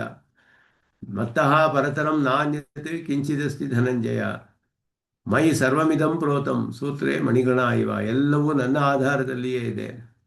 ಒಂದು ಸೂತ್ರದಲ್ಲಿ ರತ್ನಗಳೆಲ್ಲ ರತ್ನದ ಹಾರ ಮಾಡಿರುವಾಗ ಅದರೆಲ್ಲ ಒಳಗಡೆ ಒಂದು ದಾರದಲ್ಲಿ ಎಲ್ಲವೂ ಕೂಡ ಅದರ ಆಧಾರದಲ್ಲಿದೆ. ಆ ದಾರವು ಕಾಣುವುದಿಲ್ಲ ಎಲ್ಲರಿಗೂ. ಹಾಗೆ ಅಂತರ್ಯಾಮಿಯಾಗಿ ಪರಮಾತ್ಮ ಎಲ್ಲವನ್ನು ನಿಯಮನ ಮಾಡ್ತಾನೆ ಅನ್ನೋದು ಅರ್ಥವೆಲ್ಲ ಅಲ್ಲಿ ಹೇಳಿದ್ರು. ಮಾಮೇಭ್ಯ ಪರಮವ್ಯಯಂ ಏಭ್ಯ ಪರಂ ಅವ್ಯಯಂ ಮಾಂ ಅಂತ ಹೇಳಿ ಇತ್ಯಾದಿನ ನಿರ್ದಿಷ್ಟಸ್ಯ ಯಸ್ಯ ಅಂತಸ್ಥಾನಿ ಸರ್ವಾಣಿ ಭೂತಾನಿ ಯಾವ ಹೊರಗಡೆ ಎಲ್ಲವೂ ಇದೆ ಅವನ ಆಧಾರದಲ್ಲಿ. ಏನ ಚ ಪರೇಣ ಪುರುಷೇಣ ಸರ್ವಮಿದಂ ತತಂ ಅಂದರೆ ವ್ಯಾಪ್ತಂ ಅಂತ ಅರ್ಥ. ತತಂ ಅಂದರೆ ಆ ಪರಮ ಪುರುಷರಿಂದ ಎಲ್ಲವೂ ವ್ಯಾಪ್ತವಾಗಿದೆಯೋ. ಸಹ ಪರಃ ಪುರುಷಃ ಅವನು ಅನನ್ಯಚೇತಾಃ ಸತತಂ ಇತಿ ಅನನ್ಯಯ ಭಕ್ತಿಯ ಲಭ್ಯ ಅನನ್ಯ ಭಕ್ತಿಯಿಂದಲೇ ಅವನನ್ನು. ಆದ್ದರಿಂದ ಅವ್ಯಭಿಚರಿತವಾದ ಭಕ್ತಿ ಬೇರೆ ಎಲ್ಲಿಯೂ ಯಾರ ವಿಷಯದಲ್ಲೂ ಇಲ್ಲದೆ ಪರಮಾತ್ಮನೇ ಬೇಕು ಅಂತ ಯಾರು ಮಾಡ್ತಾನೋ ಅವನ ವಿಷಯವು ಅವನು ಹೇಗೆ ಅನುಸಂಧಾನ ಮಾಡ್ತಾನೆ ಅನ್ನೋದು ಇಲ್ಲಿ ಹೇಳ್ತಾ ಇದ್ದಾರೆ. ಪುರುಷ ಸಹ ಇತಿ ಶ್ಲೋಕೆ ತುಶಬ್ದೇನ ಅರ್ಥಾಂತರದ್ಯೋತನಾತ್ ಅನನ್ಯಯ ಭಕ್ತಿಯ ಇತ್ಯಸ್ಯ ಸಾಮರ್ಥ್ಯಾತ್ ಪುರುಷ ಶಬ್ದಸ್ಯ ಪರಮಾತ್ಮನಿ ಪುರುಷಯತ್ವ ಪೂರ್ಣತ್ವ ಪೂರ್ವಸದ್ಭಾವ ಪುರುದಾನಾದಿಭಿಃ ನಿಮಿತ್ತೈಃ ಸಹಸ್ರಶೀರ್ಷ ಪುರುಷ ಇತ್ಯಾದಿ ಪ್ರಯೋಗ ಪ್ರಾಚುರ್ಯಾತ್ ಪರಶಬ್ದೇನ ವಿಶೇಷಣಾಚ್ಚ ಪೂರ್ವೋಕ್ತಾತ್ ಫಲಾತ್ ಅಧಿಕಫಲ ಉಪದೇಶಾರ್ಥಃ ಅಯಂ ಶ್ಲೋಕಃ. ಇಲ್ಲಿ ಫಲವು ಹೇಳಲ್ಪಡುತ್ತೆ. ಜ್ಞಾನಿಯ ಫಲ ಹೇಗೆ ಅಂತ ಹೇಳಿದ್ರೆ ನೇರವಾಗಿ ಪರಮಪುರುಷನನ್ನು ಪಡೆದುಕೊಳ್ಳೋದ್ರಿಂದ ಪರಮಪುರುಷನ ಸ್ವರೂಪವು ಹೇಳಲ್ಪಡುತ್ತೆ. ಇಲ್ಲಿ ಮೊದಲು ಜ್ಞಾನಿಯು ಪಡೆದುಕೊಳ್ಳುವಂತಹ ಪುರುಷಾರ್ಥ ಹೇಗಿರುತ್ತೆ ಅಂದರೆ ಇಂತಹ ಪರಮಾತ್ಮನನ್ನು ಪಡೆದುಕೊಳ್ತಾನೋ ನೇರವಾಗಿ ಅನ್ನೋದು ಇಲ್ಲಿ ಹೇಳಲ್ಪಡುತ್ತೆ. ಅಲ್ಲಿ ವಿಶೇಷವಾಗಿ ಪುರುಷ ಶಬ್ದವು ಪರಮಾತ್ಮನಲ್ಲಿ ಅನೇಕ ವ್ಯುತ್ಪತ್ತಿಗಳಿದೆ. ಪುರುಷ ಶಬ್ದಕ್ಕೆ ಅಲ್ಲಿ ಹೇಳುವಾಗ ನಿರುಕ್ತಿಗಳು ಅನೇಕ ವಿಧದಲ್ಲಿ ಪುರುಷ ಶಬ್ದಕ್ಕೆ ಹೇಳಲ್ಪಡುತ್ತೆ. ಪುರುಷಯಾತ್ ಪುರಿಶೇತೆ ಇತಿ ಪುರುಷಃ ಅನ್ನೋದು ಒಂದು ಅರ್ಥ. ಪುರಿಶೇತೆ ಅಂತ ಶರೀರದ ಅಂತರ್ಯಾಮಿಯಾಗಿ ಇದಾನವನು, ಮಲಗಿದ್ದಾನೆ ಅಂತ ಎಲ್ಲ ಬ್ರಹ್ಮಪುರ ಅಂತ ಹೇಳಿದೆಲ್ಲ. ಪುರಿಶೇತೆ ದೇಹದೆಲ್ಲದರಲ್ಲಿಯೂ ಅಂತರ್ಯಾತ್ಮನಿಯಾಗಿರುವುದರಿಂದ ಪುರುಷಃ ಅನ್ನೋದು ಒಂದರ್ಥ. ಪೂರ್ಣತ್ವಾತ್ ಪುರುಷಃ ಅನ್ನೋದು ಇನ್ನೊಂದರ್ಥ, ಪೂರ್ಣನಾದವನು.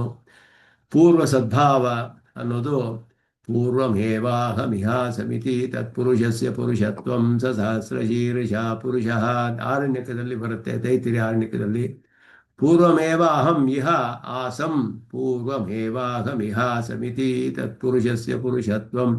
ಮೊದಲೇ ಇದ್ದೆಪ್ಪ ನಾನು ಇಲ್ಲಿ ಅಂತ ಹೇಳ್ತಾನೆ. ಅಂದರೆ ಹೇಳುವಾಗ ಪೂರ್ವಮೇವ ಅಹಂ ಇಹ ಆಸಂ, ಮೊದಲೇ ಇದ್ದೆ ನಾನು ಅಂತ ಹೇಳಿದ್ರಿಂದ ಜಗತ್ಕಾರಣನಾದವನು ಆದಿಯಾದವನು ಅಂತ ಹೇಳಿ ಪೂರ್ವ ಸದ್ಭಾವ ಅನ್ನೋದ್ರಿಂದ ತತ್ಪುರುಷಸ್ಯ ಪುರುಷತ್ವಂ ಸಹಸ್ರಶೀರ್ಷ ಪುರುಷಃ ಅನ್ನೋದು ಅಲ್ಲಿ ಆರಣ್ಯಕದಲ್ಲಿಯೂ ಬರುತ್ತೆ. ಪುರುದಾನಾತ್ ಅಂದರೆ ಬೇಕಾದಷ್ಟು ಐಶ್ವರ್ಯಗಳನ್ನೆಲ್ಲ ಕೊಡ್ತಾನೆ. ವಸುದಾನಃ, ಅನ್ನಾದಃ, ವಸುದಾನಃ ಬೃಹದಾರಣ್ಯಕೋಪನಿಷತ್ತಲ್ಲಿ ಬರುತ್ತೆ. ಎಲ್ಲವನ್ನು ಕೊಡ್ತಾನೆ ಅವನು. ಅನ್ನಾನಹ ವಸುದಾನಹ, ಐಶ್ವರ್ಯವನ್ನು ಕೊಡ್ತಾನೆ, ಅನ್ನವನ್ನು ಕೊಡ್ತಾನೆ, ಎಲ್ಲವನ್ನು ಕೊಡ್ತಾನೆ. ಇಂದ ಪುರುದಾನಾತ್ ಅನ್ನೋದು ಒಂದು ವ್ಯುತ್ಪತ್ತಿ. ಪುರುಷನಿಗೆ ಎಲ್ಲ ವಿಧವಾದ ಆ, ಪುರುಷಾರ್ಥಗಳನ್ನು ಎಲ್ಲವನ್ನು ಕೊಡ್ತಾನವನು ಅಂತ ಹೇಳಿ, ಇತ್ಯಾದಿಭಿ ನಿಮಿತ್ತೈಹಿ, ಸಹ ಅದೇ ಅತ್ಯಧಿಕವಾಗಿ ಕೊಡ್ತಾನೆ ಅನ್ನೋದು ಅರ್ಥ. ಹಾಗೆ ಸಹಸ್ರಶೀರ್ಷ ಪುರುಷ ಇತ್ಯಾದಿ ಪ್ರಯೋಗ ಪ್ರಾಚುರ್ಯಾತ್, ಪ್ರಯೋಗವು ಪ್ರಸಿದ್ಧಿಯು ಬೇಕಾದಷ್ಟು ಇದೆ. ಸಹಸ್ರಶೀರ್ಷ ಪುರುಷ ಮೊದಲಾದ ಪುರುಷ ಶಬ್ದವು ಅವನಿಗೆ ಭಗವಾನ್ ಶಬ್ದೋಯಂ ತಥಾ ಪುರುಷ ಇತ್ಯಪಿ ನಿರುಪಾಧೀಚ ವರ್ತೇತೆ ವಾಸುದೇವೇ ಸನಾತನೆ ಅಂತ ವಿಷ್ಣು ಪುರಾಣದಲ್ಲಿ ಪರಾಶರರು ಹೇಳ್ತಾರೆ. ಭಗವಾನ್ ಅನ್ನುವ ಶಬ್ದವು ಪುರುಷ ಶಬ್ದವು ನಿರುಪಾಧಿಕವಾಗಿ ಪರಮಾತ್ಮ ವಾಸುದೇವನಲ್ಲಿಯೇ ನಿಷ್ಠವಾಗಿದೆ, ಅವನನ್ನೇ ತಿಳಿಸುತ್ತೆ ಅಂತ ಹೇಳಿ, ಬೇರೆ ಕಡೆಯೆಲ್ಲ ಅಲ್ಲಿ ಔಪಚಾರಿಕವಾದ ಪ್ರಯೋಗ ಅಂತ ಹೇಳಿ. ಆದ್ದರಿಂದ ಅದಷ್ಟೇ ಅಲ್ಲದೆ ಇಲ್ಲಿ ಪುರುಷಃ ಸ ಪರಃ ಅಂತ ಹೇಳುವ ಪರಶಬ್ದೇನ ವಿಶೇಷಣ ಅಚ್ಚ, ಪರಶಬ್ದದಿಂದ ವಿಶೇಷಿಸಲ್ಪಟ್ಟಿದೆ ಪರಃ ಪುರುಷಃ ಅಂತ ಹೇಳಿ.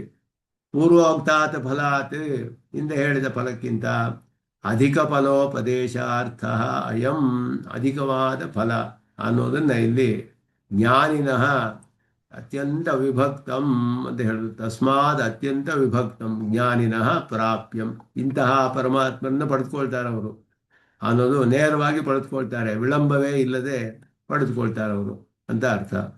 ವಿಭಕ್ತಂ ಅಂತ ವಿವೇಚಕೈಹಿ ಇತಿ ಶೇಷಃ. ವಿಭಕ್ತಂ, ವಿಭಕ್ತಿ ಮಾಡಲ್ಪಟ್ಟಿದೆ ಅಂದರೆ ಬೇರೆ ಮಾಡಲ್ಪಟ್ಟಿದೆ. ಜ್ಞಾನಿಗಳ ಫಲವು ಬೇರೆ ಮಾಡಲ್ಪಟ್ಟಿದೆ. ಯಾರಿಂದ ಅಂದರೆ ವಿವೇಕ ಜ್ಞಾನ ಉಳ್ಳವರಿಂದ ಅಂತ ಅರ್ಥ. ವಿವೇಚಕೈಹಿ ವಿಲಕ್ಷಣಂ ಇತಿ ವಾ ಅರ್ಥ, ವಿಲಕ್ಷಣ ಅಂತಲೂ ಅರ್ಥ ಮಾಡ್ಬೋದು.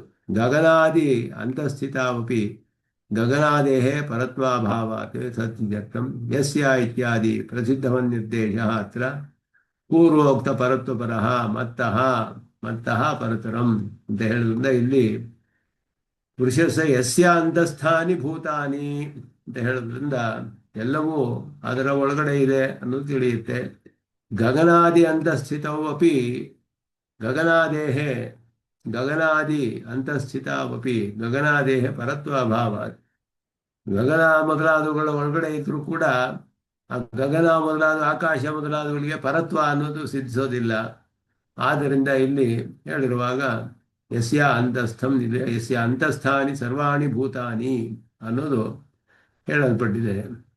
ಪರಮಾತ್ಮನಿಂದಲೇ ಮತ್ತಪರತರಂ ನಾಣ್ಯತೆ ಅನ್ನೋದನ್ನ. ಅನುವಾದ ಪುರೋವಾದಯೋ ಐಕಾರ್ಥ್ಯಮಿತಿ ಭಾವ. ಅನುವಾದ ಅಂತ ಹೇಳಿದ್ರೆ ರೀಸ್ಟೇಟ್ಮೆಂಟು, ಪುರೋವಾದ ಅಂದರೆ ಮೊದಲು ಹೇಳಿದ್ರು. ಅನುವಾದಕ್ಕೆ ಒಂದು ಪುರೋವಾದ ಇರಬೇಕು. ರೀಸ್ಟೇಟ್ಮೆಂಟ್ ಒಂದು ಮಾಡಬೇಕಾದ್ರೆ ಅದಕ್ಕೆ ಮೊದಲು ಅದರ ವಿಷಯ ಪ್ರಸಿದ್ಧವಾಗಿ ತಿಳಿಯಲ್ಪಟ್ಟಿರಬೇಕು. ಆದ್ದರಿಂದ ಯಸ್ಯಾಂತಸ್ಥಂ ಅಂತ ಹೇಳುವಾಗ, ಯಸ್ಯಾಂತಸ್ಥಾನಿ ಭೂತಾನಿ ಅಂತ ಹೇಳುವಾಗ ಮತ್ತಪರಪರಂ ನಾಣ್ಯತೆ ಕಿಂಚಿದಸ್ತಿ ಮೈಸೂ ಸರ್ವಮಿದಂ ಪ್ರೋತಂ ಸೂತ್ರೆ ಮಣಿಗಣ ಇವ ಮೊದಲಾದದ್ದೆಲ್ಲ ಪುರೋವಾದಗಳು. ಇದೆಲ್ಲ ಅಂತ ಹೇಳಿದ್ರೆ ಮೊದಲು ಇರೋದು. ಯಥೋವಾ ಇಮಾನಿ ಭೂತಾನಿ ಜಾಯಂತೆ ಅಂತ ಹೇಳುವಾಗ ಯಾರಿಂದ ಇದೆಲ್ಲ ಸೃಷ್ಟಿ ಮಾಡಲ್ಪಡುತ್ತೋ ಅಂದರೆ ಯಾರು ಅನ್ನೋವನು ಒಂದು ಬೇರೆ ಕಡೆ ಹೇಳಲ್ಪಟ್ಟಿರಬೇಕು. ಸತ್ಯಂ ಜ್ಞಾನಂ ಅನಂತಂ ಬ್ರಹ್ಮ ತದ್ ಬ್ರಹ್ಮ ಅಂತ ಹೇಳುವಾಗ ಬ್ರಹ್ಮ ಯಾರು, ಆ ಬ್ರಹ್ಮ ಅನ್ಬೇಕಾದ್ರೆ ಯಾರಿಂದ, ಯಾರಿಂದ ಅಂದರೆ ಇಂಡೈರೆಕ್ಟ್ ಅದು ಹೇಳ್ತಿದೆ, ನೇರವಾಗಿ ಹೇಳ್ತಾ ಇಲ್ಲ. ಅದು ಅನುವಾದದಂತೆ ಇದೆ ಅಲ್ಲಿ. ಅದಕ್ಕೆ ಪೂರ್ವವಾದ ಅನ್ನೋದು ಒಂದು ಬೇಕು. ಅದಕ್ಕೆ ಮೊದಲು ಅದರ ವಿಷಯವು ಹೇಳಲ್ಪಟ್ಟಿರಬೇಕು. ಆದ್ದರಿಂದ ಇಲ್ಲಿ ಎರಡು ಒಂದೇ ಅರ್ಥವನ್ನು ತಿಳಿಸ್ಬೇಕು. ಅಂದರೆ ಅನುವಾದ ಪೂರ್ವವಾದಯೋ ಐಕಾರ್ಥ್ಯಂ ಎರಡು ಒಂದೇ ಅರ್ಥದಲ್ಲಿದೆ. ಯಸ್ಮಾತ್ ಪರಂ ನಾಪರಮಸ್ತಿ ಕಿಂಚಿತ್ ಅನ್ನೋದು ಶ್ವೇತಾಶ್ವತರ ಉಪನಿಷತ್ತಿನಲ್ಲಿ, ಮಹಾನಾರಾಯಣದಲ್ಲಿಯೂ ಬರುತ್ತೆ. ಯಸ್ಮಾತ್ ಪರಂ ನಾಪರಮಸ್ತಿ ಕಿಂಚಿತ್ ಯಸ್ಮಾನ್ನಾಣೀಯೋ ನಜ್ಯಾಯೋಸ್ತಿ ಕಶ್ಚಿತ್ ವೃಕ್ಷೈವ ಸ್ತಬ್ಧಃ ದಿವಿ ತಿಷ್ಠತ್ಯೇಕಸ್ತೆ ನೇದಂ ಪೂರ್ಣಂ ಪುರುಷೇಣ ಸರ್ವಂ. ಅದೇ ಅಲ್ಲಿಯ ಪೂರ್ಣತ್ವ ಅನ್ನೋದು ಬಂತು. ಪೂರ್ಣಂ ಪುರುಷೇಣ ಸರ್ವಂ, ಪೂರ್ಣತ್ವ ಅನ್ನೋದು ಉಪನಿಷತ್ತೇ ಹೇಳುತ್ತೆ ಸ್ಪಷ್ಟವಾಗಿ. ಯಸ್ಯೇದಂ ಪೂರ್ಣಂ ಪುರುಷೇಣ ಸರ್ವಂ, ದ ಪೂರ್ಣತ್ವಾತ್ ಪುರುಷಃ ಅನ್ನೋದು ಅವನಿಗೆ ಒಂದು ನಿರುಕ್ತಿ ಪುರುಷ ಶಬ್ದಕ್ಕೆ. ಇದೆಲ್ಲವೂ ಕೂಡ ತೇರೇದಂ ಪೂರ್ಣಂ ಪುರುಷೇಣ ಸರ್ವಂ ಇತಿ ಯೇನ ಚ ಪರೇಣ ಪುರುಷೇಣ ಇತಿ ಉಕ್ತಂ. ಯೇನ ಚ ಪರೇಣ ಪುರುಷೇಣ ಸರ್ವಮಿದಂ ತತಂ, ಅದುವೇ ಪೂರ್ಣತ್ವ ಅನ್ನೋದು. ಯಸ್ಯೇದಂ ಪೂರ್ಣಂ ಪುರುಷೇಣ ಸರ್ವಂ ಏನ ಚ ಪರೇಣ ಪುರುಷೇಣ ಸರ್ವಮಿದಂ ವ್ಯಾಪ್ತಂ ಪೂರ್ಣಂ ಅಂದರೆ ವ್ಯಾಪ್ತಂ ಅಂತ ಅರ್ಥ. ಭಕ್ತೇಃ ಅನನ್ಯತ್ವಂ ಕೀದೃಶಂ ಇತ್ಯಸ್ರಾಹ ಅನ್ಯನ್ಯಚೇತಾಃ ಅನನ್ಯಚೇತಾಃ ಸತತಂ ಯೋ ಮಾಂ ಸ್ಮರತಿ ನಿತ್ಯಶಃ ಅಂತ ಹೇಳುವಾಗ ಜ್ಞಾನಿಯ ಒಂದು ಉಪಾಸನಾ ಪ್ರಕಾರವು ಹೇಳಲ್ಪಟ್ಟಿತು.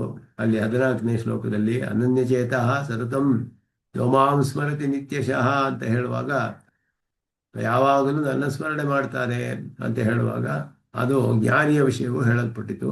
ಅಂತಹ ಅನನ್ಯ ಭಕ್ತಿಯ ಲಭ್ಯ, ಅಂತಹ ಅನನ್ಯ ಭಕ್ತಿಯಿಂದಲೇ ಪಡೆದುಕೊಳ್ಳುವುದು ನಾನು ಜ್ಞಾನಿಯ ಒಂದು ಫಲವು ಹೇಳಲ್ಪಡುತ್ತೆ. ಅದಕ್ಕಾದ ಮೇಲೆ ಇವಾಗ ವಿಶೇಷವಾದ ಅರ್ಥವನ್ನು ಇಲ್ಲಿ ಹೇಳ್ತಾರೆ. ಇದುವೇ ಬಹಳ ನಮ್ಮ ಸಿದ್ಧಾಂತದಲ್ಲಿ ವಿಶೇಷವಾದ ವ್ಯಾಖ್ಯಾನ ಇಲ್ಲಿ ಹೇಳ್ತಿರೋದು. ಕೈವಲ್ಯಾರ್ತಿಗೆ ಹೇಗೆ ಅಪುನರಾವೃತ್ತಿ ಹೇಳಕ್ಕೆ ಸಾಧ್ಯ ಅನ್ನೋದಕ್ಕೆ ಇಲ್ಲಿ ಪ್ರಮಾಣವನ್ನೆಲ್ಲ ತೋರಿಸ್ತಾರೆ ಭಾಷ್ಯಕಾರರು. ಈ ಭಾಗದಲ್ಲಿ ವಿಸ್ತಾರವಾಗಿ ಇದನ್ನು ಸ್ಥಾಪನೆ ಮಾಡ್ತಾರೆ. ಕೈವಲ್ಯಾರ್ಥಿಗೂ ಭಗವದ್ಗೀತೆಯಲ್ಲಿ ಹೇಳಿರುವ ಕೈವಲ್ಯಾರ್ಥಿ ಪಂಚಾಗ್ನಿ ವಿದ್ಯನಿಷ್ಠನೇ ಅಲ್ಲಿ ಹೇಳಿರುವಂತೆಯೇ ಉಪಾಸನೆ ಮಾಡುವವನು ಅನ್ನೋದನ್ನು ತೋರಿಸಿ, ಪಂಚಾಗ್ನಿ ವಿದ್ಯೆಯ 5ನೇ ಅಧ್ಯಾಯದಲ್ಲಿ ಛಾಂದೋಗ್ಯ ಉಪನಿಷತ್ತಲ್ಲಿ ಬರುತ್ತೆ, ಬೃಹದಾರಣ್ಯಕದಲ್ಲಿಯೂ ಬರುತ್ತೆ. ಆ ಪಂಚಾಗ್ನಿ ವಿದ್ಯಾನಿಷ್ಠನಿಗೆ ಹೇಗೆ ಹೇಳಲ್ಪಟ್ಟಿದೆಯೋ ಅದೇ ರೀತಿಯಲ್ಲಿಯೇ ಇಲ್ಲಿಯೂ ಕೂಡ ಉಪಾಸನೆಯು ಹೇಳಲ್ಪಟ್ಟಿದೆ. ಇಲ್ಲಿ ಹೇಳುವ ಕೈವಲ್ಯಾರ್ಥಿ ಅದೇ ರೀತಿಯಾದ ಉಪಾಸಕ ಅನ್ನೋದು ಇಲ್ಲಿ ಸ್ಪಷ್ಟಪಡಿಸ್ತಾರೆ. ಅದು ಕೂಡ ಭಕ್ತಿಯೋಗವೇ. ಪಂಚಾಗ್ನಿ ವಿದ್ಯೆಯು 32 ಬ್ರಹ್ಮವಿದ್ಯೆಯಲ್ಲಿ ಒಂದು, ಅದು ಒಂದು ವಿಶೇಷವಾದದ್ದು. ಬೇರೆ ಎಲ್ಲವೂ ಕೂಡ ನೇರವಾಗಿ ಬ್ರಹ್ಮನ ಉಪಾಸನೆಯೇ. ಪಂಚಾಗ್ನಿ ವಿದ್ಯೆಯಲ್ಲಿ ಮಾತ್ರ ಬ್ರಹ್ಮಾತ್ಮಕನಾದ ಜೀವಾತ್ಮನ ಉಪಾಸನೆ ಅಲ್ಲಿ ಹೇಳಿರೋದು.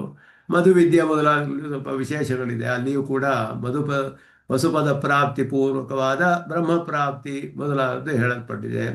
ವಸು ರುದ್ರ ಆದಿತ್ಯ ಮೊದಲಾದ ಸ್ಥಾನ ಪ್ರಾಪ್ತಿಗೆ ಅವರವ್ರನ್ನೇ ಉಪಾಸನೆ ಮಾಡಿಕೊಳ್ಬೇಕು ಅಂತ ಹೇಳಿದೆ. ಆಗ ಅವರು ತಮ್ಮ ಇನ್ನೊಂದು ಟರ್ಮ್ ನಾನು ವಸು ಆಗಬೇಕು ಅಂತ ಹೇಳಿ ಅವನ ಉಪಾಸನೆ ಮಾಡ್ಕೊಂಡು ಪರಮಾತ್ಮನ ಪ್ರಾಪ್ತಿ ಪಡೆದುಕೊಳ್ತಾನೆ. ಅದು ಕೂಡ ಹೇಳಿದೆ ಉಪನಿಷತ್ತಿನಲ್ಲಿ. ಈ ರೀತಿ ಇಲ್ಲಿ ಪಂಚಾಗ್ನಿ ವಿದ್ಯಾನಿಷ್ಠನಾದವನು ಹೇಗೆ ಅಂದರೆ 2 ರೀತಿಯಲ್ಲಿ ಪರಮಾತ್ಮನ ಉಪಾಸನೆ ಮಾಡ್ಬೋದು ಮೋಕ್ಷಕ್ಕೆ. ಒಂದು ನೇರವಾಗಿ ಇಲ್ಲಿ ತನ್ನನ್ನು ಶರೀರವಾಗಿ ಉಳ್ಳ ಪರಮಾತ್ಮನ ಉಪಾಸನೆ, ಅಲ್ಲಿ ಪರಮಾತ್ಮನೇ ಉಪಾಸ್ಯ ಸ್ಪಷ್ಟವಾಗಿ. ಜೀವಾತ್ಮ ಶರೀರಕ ಪರಮಾತ್ಮ ಉಪಾಸನೆ.